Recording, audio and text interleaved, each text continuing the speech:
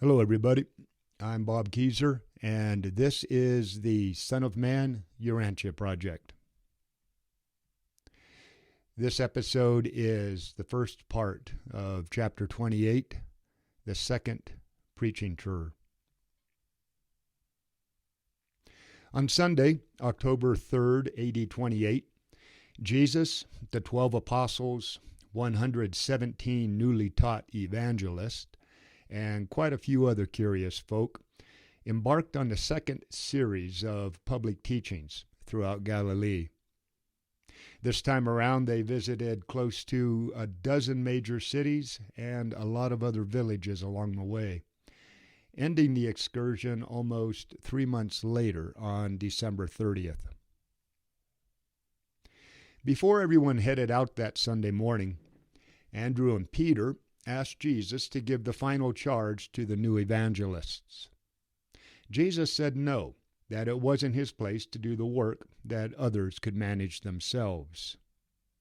After talking it over, the apostles decided that James Zebedee would be the one to give the new guys their marching orders. And when he was done speaking to the 117 members of the group, Jesus stepped up and said, "Go forth now to do the work as you have been instructed. And later on, when you have shown yourselves competent and faithful, I will ordain you to preach the gospel of the kingdom." This time, only James and John were assigned to stay with Jesus. The other 10 apostles split up the new members into 10 groups of about a dozen people each, and then they went their separate ways. They all kept in close contact with Jesus, James, and John as they went about their work baptizing believers into the kingdom just as soon as they were ready to enter it. Jesus, James, and John stayed on the road almost every day, sometimes visiting 2 cities a day to watch and encourage the new evangelists do their work. The main reason for these 3 months was to give the new crew practical experience teaching the people. Meanwhile, during this period and up until Jesus and the 12 left for the final time for Jerusalem, David Zebedee managed the permanent headquarters for the group at his father's house in Bethsaida. There he put together a group of 40 to 50 people to act as spies, relays, and messengers to maintain contact between all of the various people working to bring about the new kingdom.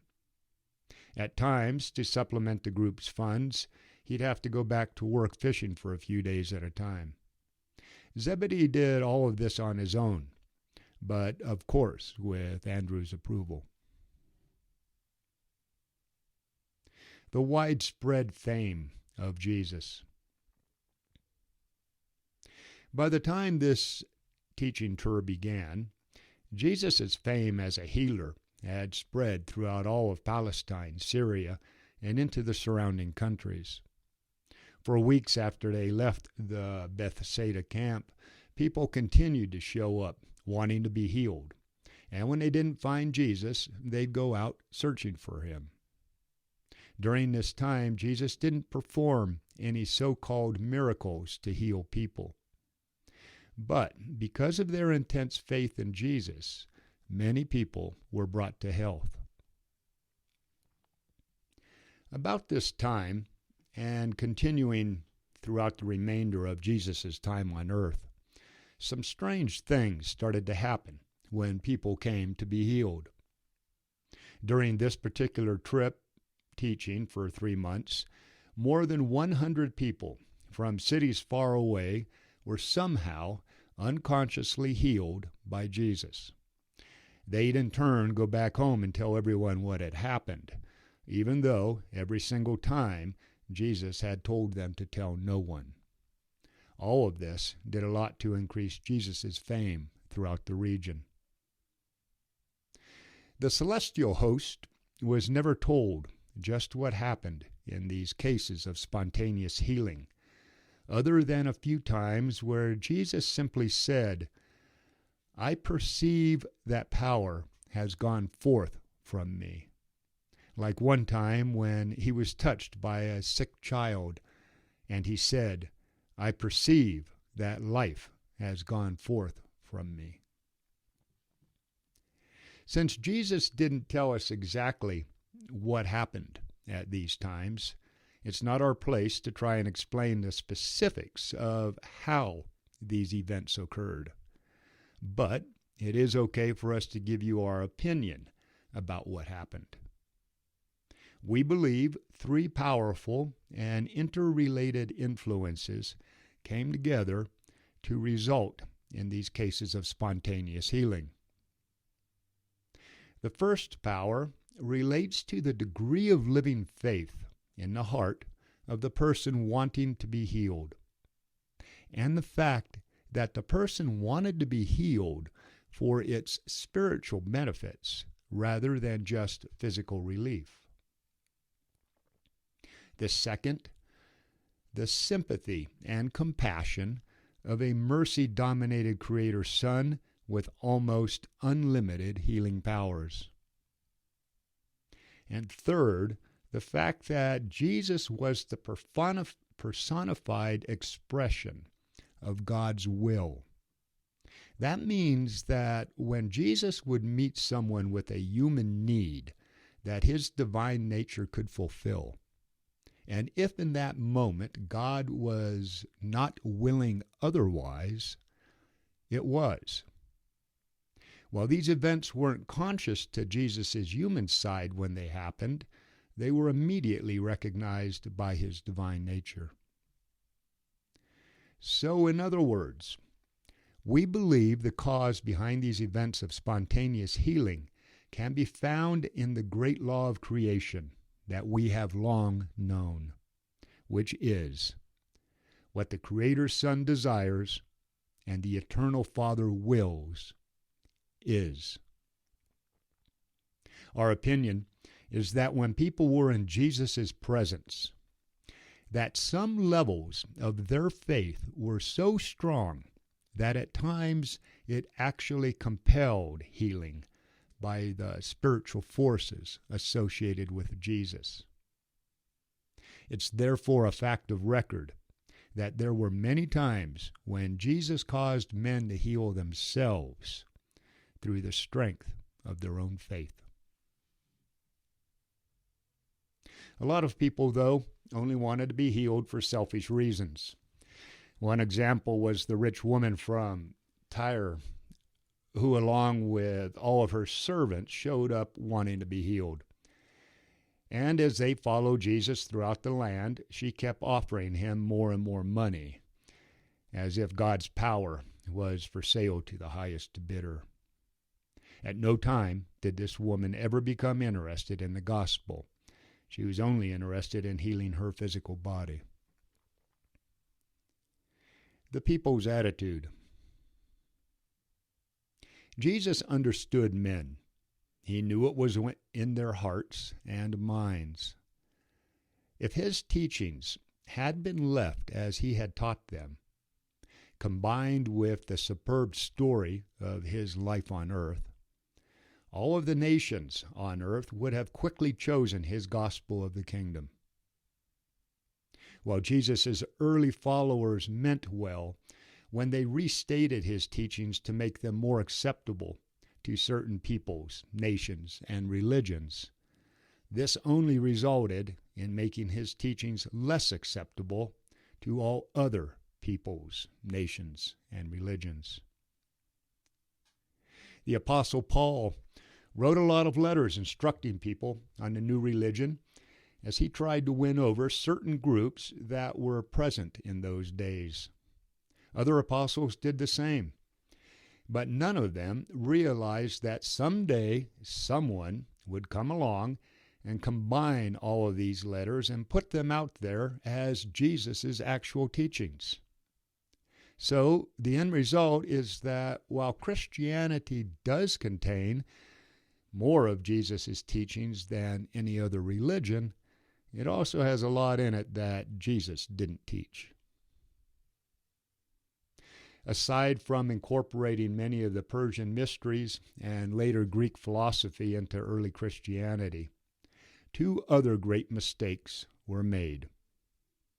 First, the new Christian leaders tried to attach Jesus' gospel directly onto Judaism, like we see with the Christian doctrines of atonement. The idea that Jesus was killed as a sacrifice to satisfy God's stern justice and divine wrath. This idea, which Jesus never taught and that goes against his teachings of a loving and merciful God, was put into the gospel just to make it more acceptable to some unbelieving Jews. In the end, the Jews still didn't believe in Jesus, and the atonement doctrine then and now continues to confuse people and still causes many honest seekers to reject the gospel of the kingdom up to this very day. The second big blunder of Jesus' early followers, and another one that continues to this day, was to make Christianity about Jesus the person and not the teachings of Jesus. This overemphasis on Jesus' personality has made it increasingly hard for people of all other religions to accept his words. This isn't to say that there isn't a place for Jesus' personality in Christianity, but it shouldn't be put before knowing his life or his saving message, the fatherhood of God and the brotherhood of man. Those spreading Christianity should approach other religions by recognizing the truths they both hold in common, many that come directly or indirectly from Jesus' message, while not placing so much emphasis on their differences. Back in his day, Jesus' fame resulted mostly from his reputation as a healer. But soon, more and more people came to him for spiritual help, even if it was the physical cures that most directly appealed to the common people. Increasingly, people who had moral or mental problems, parents who were looking for help managing their children, and others who found themselves sitting in darkness came to Jesus looking for help. And invariably, he taught them the light of life and the way of deliverance. When Jesus, our Creator, was on earth as a man, it was inevitable that some extraordinary things would happen. But you should never approach Jesus through these so-called miracles. Instead, learn to approach the miracle through Jesus. And this warning comes regardless of the fact that Jesus is the only founder of a religion that did perform miraculous acts while on earth. The most astonishing and revolutionary aspect of Jesus' time with us was his attitude toward women. During a time when a man wasn't even supposed to say hi to his wife in public, Jesus dared to take women along to teach people the gospel during his third trip through Galilee. And he had the courage to do this, even though the Jews were teaching people that it was better that the words of the law should be burned than delivered to women. In one generation, Jesus lifted women out of the disrespectful oblivion and slavish drudgery they had been accustomed to for ages. And it's shameful that the religion that presumed to take Jesus' name lacked the moral courage to follow this noble example toward women.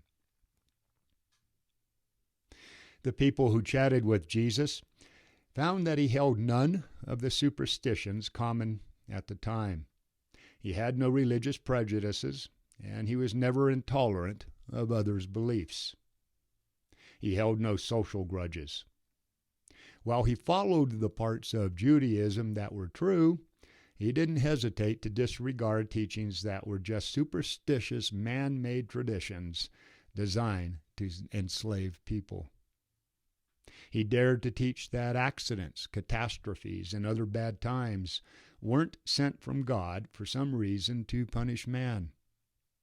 He did away with unthinking devotion to meaningless ceremonies, and he showed the error in worshiping material things. With boldness, Jesus declared man's spiritual freedom, and he dared to teach that humans are in truth the sons of the living God. Jesus surpassed all previous teachings when, with courage, he substituted having clean hearts rather than clean hands as the hallmark of true religion. Jesus put reality in the place of tradition, and he left no room for pride or hypocrisy.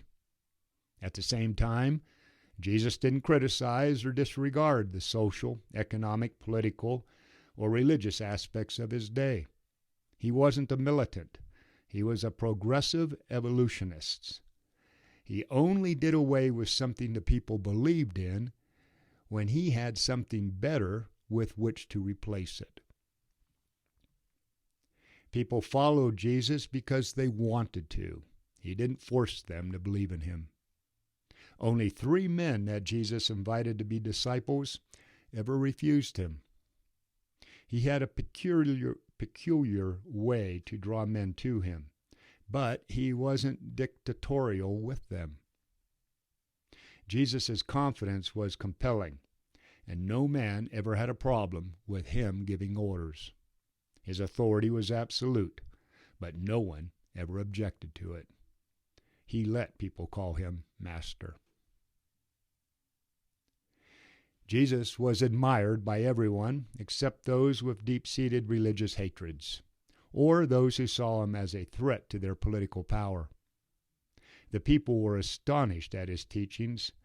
The people were astonished that his teachings were so original and authoritative, and they marveled at his patience when he had to deal with backward and troublesome people.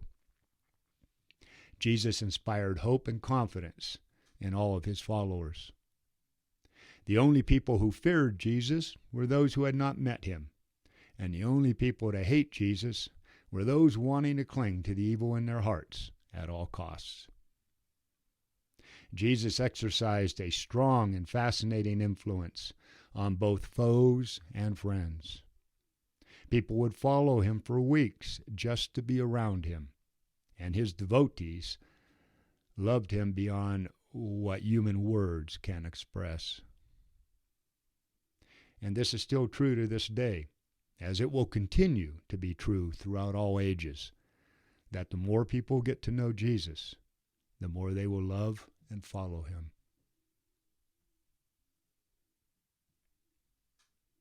Okay, folks, that's it for the first part of chapter 28, the second preaching tour. We'll finish up with part 2 here in a few days. Defend liberty. Protect those kids. Find some way to serve man for nothing more or less than the sake of God. Bobby Keyser, out here.